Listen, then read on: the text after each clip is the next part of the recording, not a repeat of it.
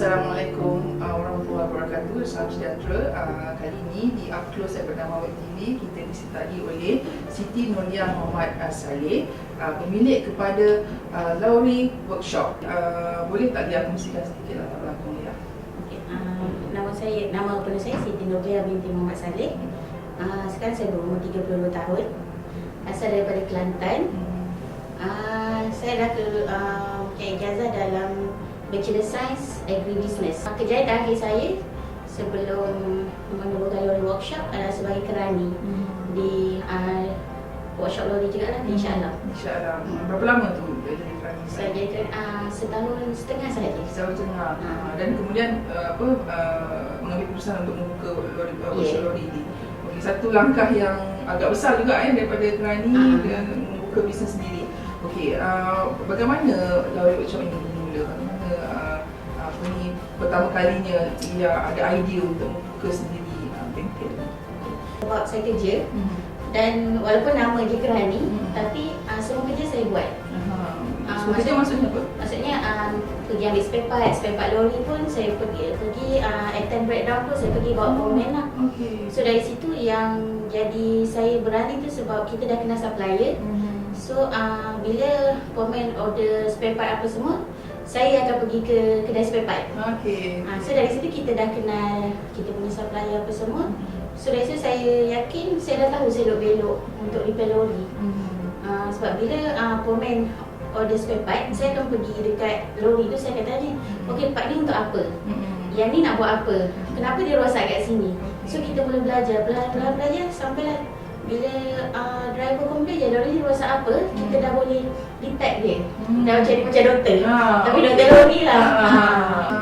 Masa dalam proses pembelajaran itu, dia tak ada rasa macam intimidated ke, rasa macam takut ke? Sebab kan workshop ni kan biasanya lelaki saja yang mendominasi. So dia ada seorang wanita.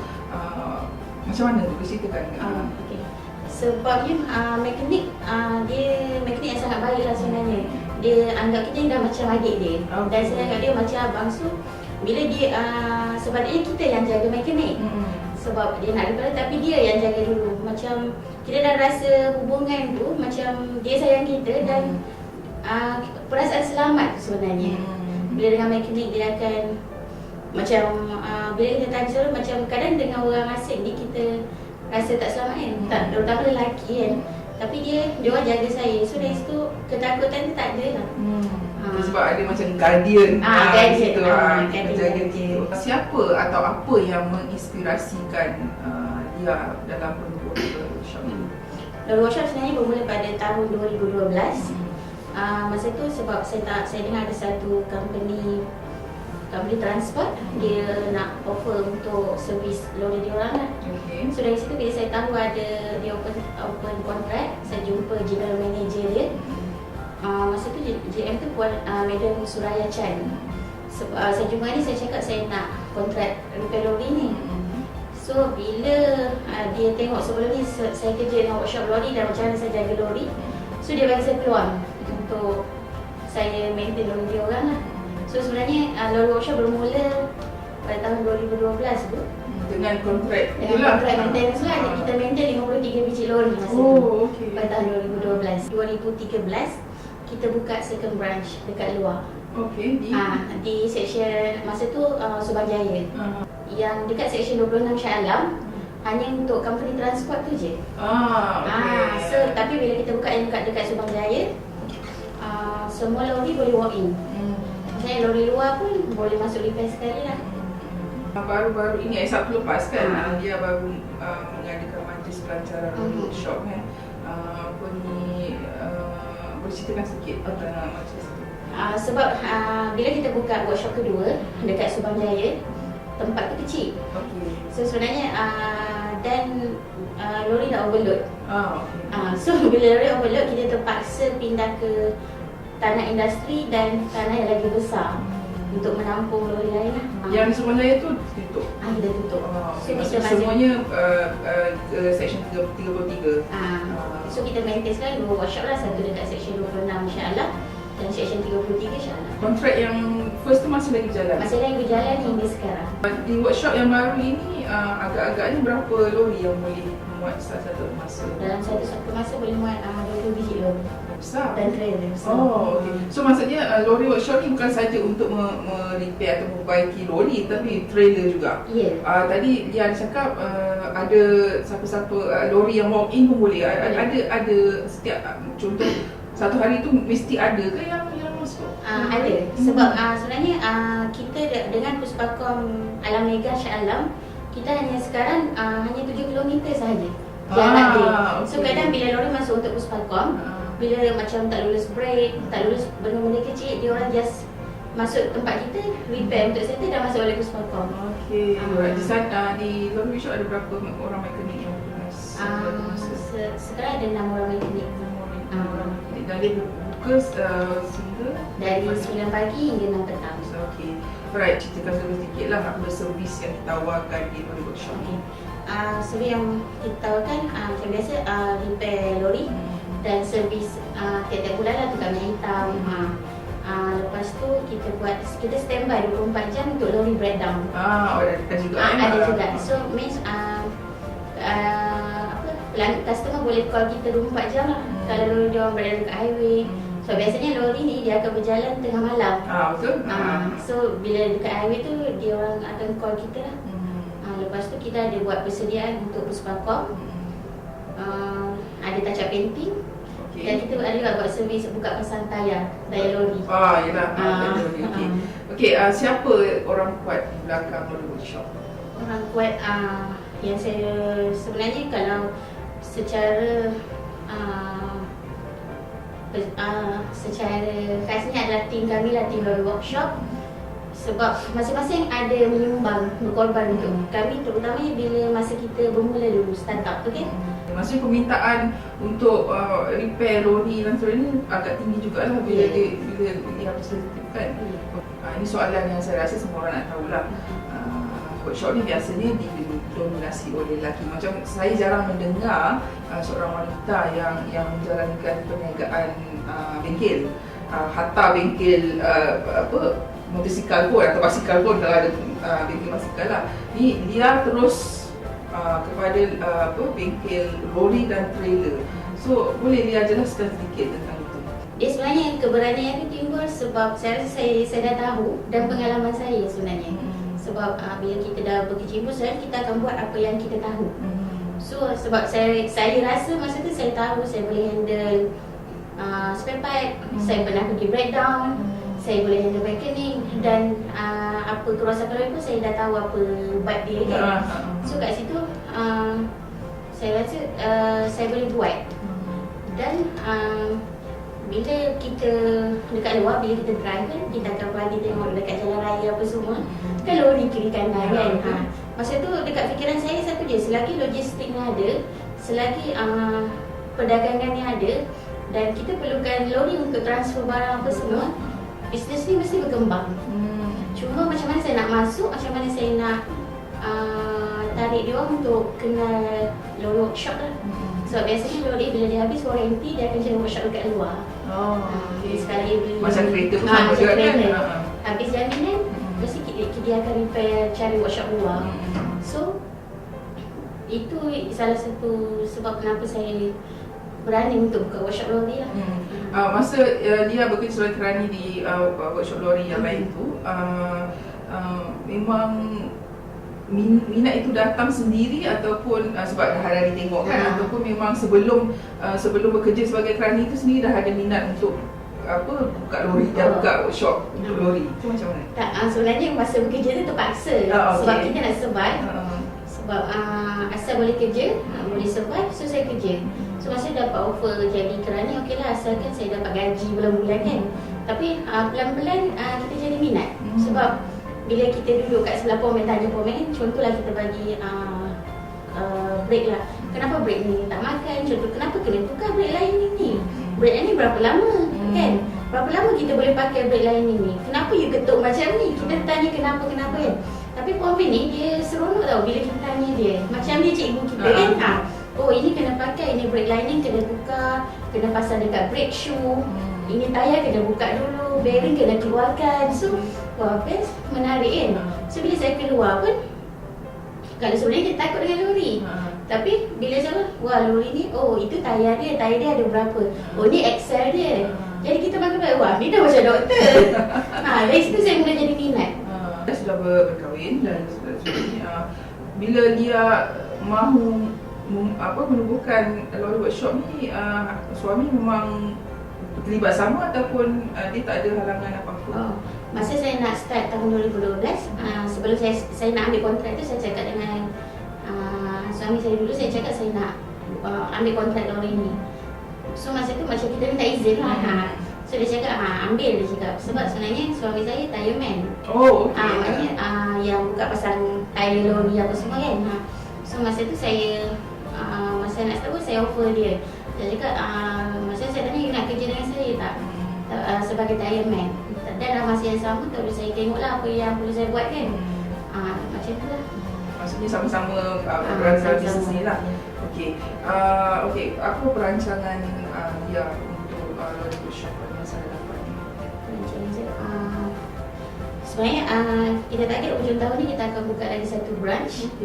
Dan sebenarnya saya punya mission lah, goals, saya punya matlamat sebenarnya nak lori workshop ada di seluruh Malaysia. So 5 tahun akan datang, mungkin kita akan tengok lori workshop di setiap negeri di Malaysia lah. Cabaran dia, kita tahu bila kita terlibat dalam bisnes ni memang ada banyak cabaran dia sendirilah. Sama ada lelaki atau wanita yang dalam bisnes memang banyak cabaran. Ini wanita dalam bisnes yang didominasi oleh lelaki, apa cabaran dia? Cabaran sebenarnya yang paling saya ingat adalah persaingan dengan bukan nak cerita pasal bangsa, tapi sebenarnya workshop lori ni kebanyakan dimulai oleh bangsa lain. So yang situ pertama yang saya kena ni, sebab sampai adalah kita punya pesaing, dia siap cakap lagi, tak apa, ini perempuan 3 bulan je boleh tahan, lepas tu habislah. Tapi alhamdulillah sampai sekarang ini dah tahun ke-5, kita masih ada. Lepas tu cabaran kedua pada saya, sebab saya seorang perempuan, untuk mendapatkan kepercayaan daripada pelanggan lelaki lah. So biasanya bila diorang tengok, oh perempuan datang kan, sebab bila kita nak dapatkan kontrak lain kan, kita jumpa, even kalau kita dengan driver pun, mula dia akan tengok, boleh ke perempuan ni? Mari kita nak dapatkan kepercayaan tu.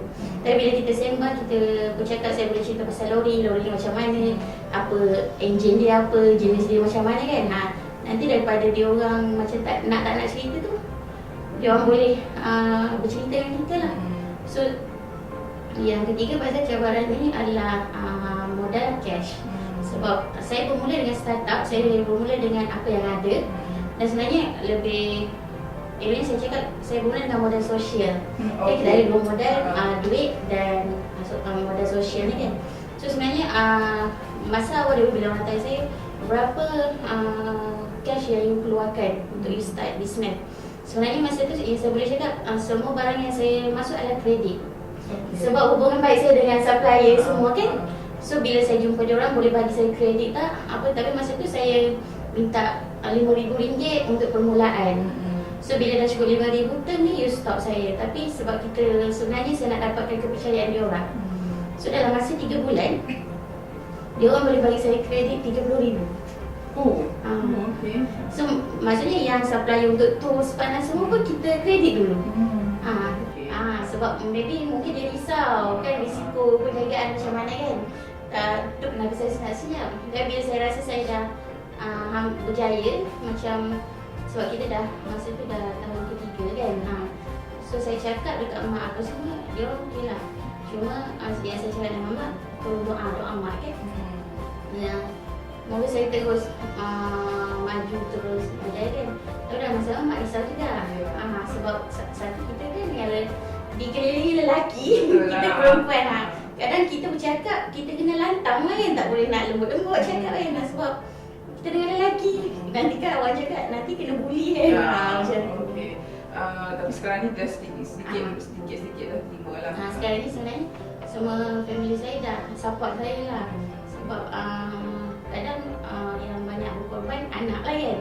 So kadang bila kita tak sempat balik lambat apa semua kan, saya minta tolong family jaga anak. Apa ni boleh dia ceritakan kepada kita lah, kepada orang penonton juga, pengalaman yang paling dia tak boleh lupa dalam masa 2012 sejak pengalaman Lori ni, paling tak boleh lupa yang memberi kesan kepada dia sehingga hari ini. Yang paling saya tak boleh lupa adalah pada bulan ketiga, kita orang kekurangan cash flow. Dan maksud dah terdesak sebab kita nak jaga kita punya credibility. Sebab company yang kita orang jaga sebenarnya tak punya Jepun. So dia orang sangat strict apa semua kan. Dan Lori kena masa tu kena beli spare part, kena beli cash. Tapi masa tu duit dah tak ada. Sebab bila kita kan pandai-pandai buat bisnes, so bila kita dapat payment tu, kita bayar semua. Bila kita dah bayar semua, cash tak ada.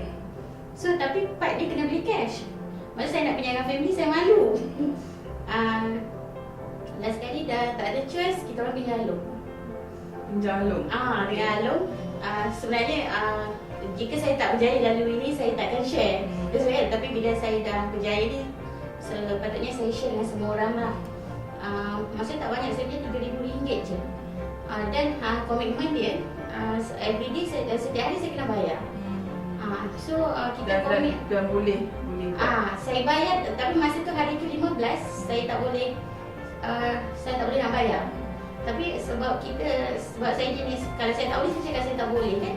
So saya call Long ni, saya cakap boleh tak esok saya bayar 2 hari, untuk 2 hari lah kan. Lepas tu dia cakap tak apalah, sudah 15 hari, so nampaklah dia punya komitmen kan. So bila keesokan hari ni saya pinjam juga, cuma masa tu saya bayar RM300 untuk 2 hari. Dan lepas tu saya berjaya lah bayar dalam masa sebulan, selesaikan payment tu. Tapi masa sebulan tu kita pinjam dengan Long tu kan, tak ada tidur, rumah pun orang-orang dia lah akan pusing-pusing tengok kan. Maksudnya kita risau anak je sebenarnya. Tapi start daripada situ lah saya belajar, jangan, kalau boleh guna cara yang betul lah dan komitmen. Maksudnya itu satu risiko yang dia ambil lah, risiko yang sangat-sangat tinggi stake dia. Tapi alhamdulillah semua dia selamat ya. Sebelum kita mengakhiri perbualan ini, ada tak apa-apa yang dia nak kongsikan dengan apa yang saya diharapkan, terus menyokong Lolo Workshop dan boleh share pasal Lolo Workshop, kita punya fanpage Lolo Workshop, dan boleh juga lupa kita punya website www.loriworkshop.com.my. Lori Workshop is L-A-A-W-R-I. Lori Workshop tu sebenarnya nama, L tu nama saya, AA tu nama anak-anak, Adam Amu. Workshop dan V tu Lori. Kita di Proses Bernama TV mendoakan supaya agar Lori Workshop ini terus berjaya dan terus ada sampai bila-bila dan dapat mencapai matlamat yang ditetapkan ingin membuka di seluruh Malaysia, insyaAllah ya. Terima kasih Lia atas pandangan yang diberikan, atas perkongsian yang diberikan, dan datang daripada Shah Alam ke sini kan. Terima kasih banyak-banyak. Saya Muni Nasri untuk Upclose yang bernama Web TV.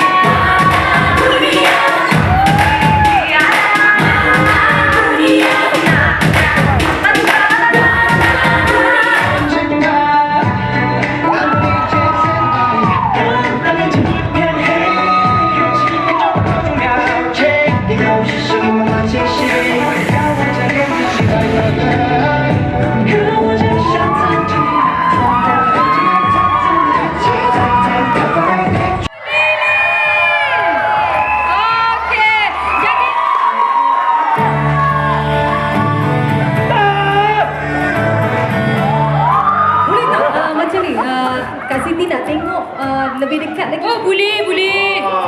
Tapi dia basah kalau angkat dia melili. Lili tau. Kena tantang. Kau yang pindah teruk tau. Tantang buat bisanya. Biar dekat boleh nampak lebih. Wow. Memang cantik.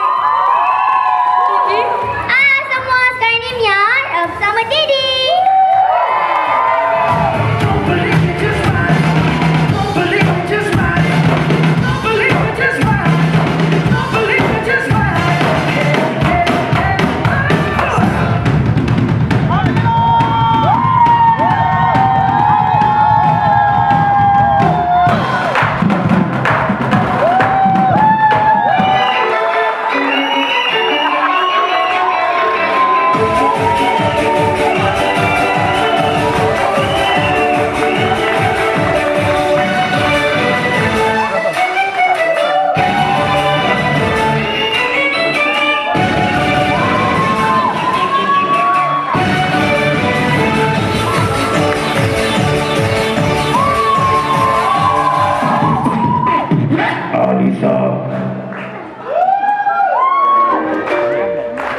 Inspirasi tetap teguh berdiri. Dalam gerak kau tetap menyinari.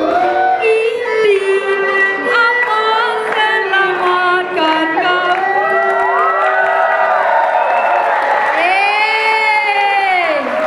In advance. Tempat ketiga, Cherry All Stars musim pertama jatuh kepada BTV.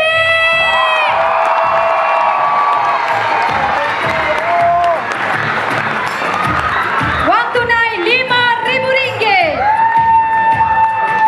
bersama sebuah trofi sumbangan Astro. Tahniah BTV.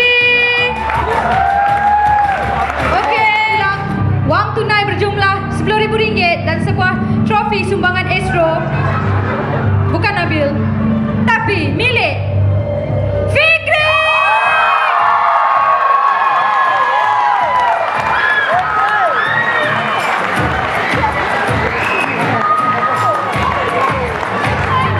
Gabungan kuasa juri dan kuasa penonton telah memilih juara Cherry All Stars musim yang pertama ini dengan memenangi wang tunai RM14,000 dan tiada sumbangan.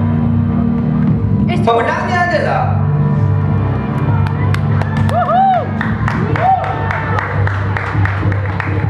Amira.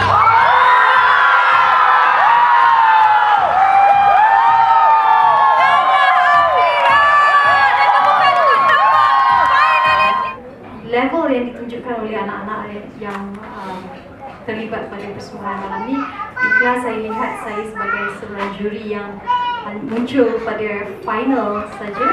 Saya kagum dengan pilihan mereka. Ada di antaranya saya rasa tahap mereka boleh pergi lebih tinggi, tahap international, dan sudah terbukti bila BTV dah buktikan mereka berjaya di luar negara. Kita harap adik-adik yang seterusnya ini, Amira, juga Fitri juga dan juga yang lainnya diberi peluang untuk beraksi di pentas antarabangsa. InsyaAllah. First saya nak congrats dulu kepada orang. Secondly, actually diorang memang ada talent diorang sendiri. Okay, diorang memang dah bagus dengan apa yang diorang buat. Tetapi bila diorang atas pentas, diorang tak tahu nak buat apa. Mungkin diorang just terlalu fokus dengan benda-benda yang diorang buat tu sehingga diorang tak tahu nak buat apa. So kerja saya di mana saya meletakkan diorang menjadi satu persembahan. Diorang sebenarnya membuat persembahan daripada membuat skill yang orang rasa macam shock sendiri. Cherry All Star adalah sebuah program buat julung-julung kali ni kami di Australia ada program reality show yang multi talent macam ni. Saya rasa bakat yang kami temui adalah sangat-sangat mengejutkan kami. Saya rasa mengejutkan Malaysia as a whole juga, sebab kami tak sangka kami boleh jumpa bakat macam ni di Malaysia sebenarnya. Sebab kalau kita tengok, kita ada banyak program luar macam British Got Talent, America Got Talent, talent dan sebagainya. Dan kita selalu tengok wah hebatnya Mak Saleh, hebatnya orang Amerika dan sebagainya. Tapi saya rasa ini adalah pentas yang sangat bagus untuk kita cakap orang Malaysia yang budak-budak Malaysia lebih hebat sebenarnya daripada bakat international. Malah saya rasa mereka anytime boleh bertanding di pentas international atau pentas yang lagi besar daripada Cheer All Star. Cheer All Star sepanjang rating selama 7 minggu berturut-turut mendapat jumlah rating yang melebihi 1 juta. Saya rasa ini adalah satu indication yang sangat-sangat memberangsangkan dan membanggakan, dan ia akan menjadi signature show untuk Astro Cheer setiap tahun. Peserta kanak-kanak ni memang di luar jangkaan saya ingat. Sonok-sonok tengok persembahan, tapi bakat mereka memang luar biasa, sangat level dia macam orang dewasa, especially Amira, B3 dan juga pernah adik BTB. Hebat, memang mereka antara top 3 yang memang layak. Okey, pemenang hari ini adalah Amira, di mana kita lihat dia seorang pemain drum yang sangat profesional. Dia dah tampak orang kata performa betul-betul sesuai dah. Jadi bagi Nora personally, kelima-lima peserta memang semuanya berbakat yang ada cara tersendiri. Jadi pemilihan sebagai juri memang sukar. Pada first week tadi memang susah. Tapi alhamdulillah kepada dia memang Amira tu macam yang terbaik lah. Dan juga yang lain tu semuanya Nora harap sangat Astro menaikkan lagi mereka, jangan melupakan mereka lah supaya mereka boleh berjaya lagi dengan bidang-bidang yang bercuburi, dan kita kasih support mereka di belakang. All the best adik-adikku. Perasaan Mira memang tak sangka, sebab perasaan Mira ni memang terkejut sebab benda yang Mira tak disangkakan, yang nombor 3 BTV, yang lain semua, sebab semua hebat-hebat. Mira tak boleh cakap apa. Lepas tu tiba-tiba Amira jadi juara. Alhamdulillah, memang teruja lah. Mira akan buat simpanan, kemudian Mira akan buat sedikit sumbangan lah kepada rumah anak yatim atau rumah-rumah kotor. Lagu favourite Mira, Nenekku Pahlawanku. Nenekku pahlawanku, mundur nasihat itu, bawa bila gugur satu, hanya dalam 10.000. Hai, saya Amira. Pada semua kawan-kawan atau fan-fan Mira, semua yang minatkan Mira, yang jadikan Mira sebagai idola, Mira nak nasihatkan supaya dalam satu benda yang kita minat ataupun hobi kita kan, kita kena buat betul-betul, kena yakin, kena berani, dan kita confident dengan diri kita, benda tu boleh buat lagi open. Dan semua jangan lupa pelajaran juga. Itu penting. Serentak sponsor.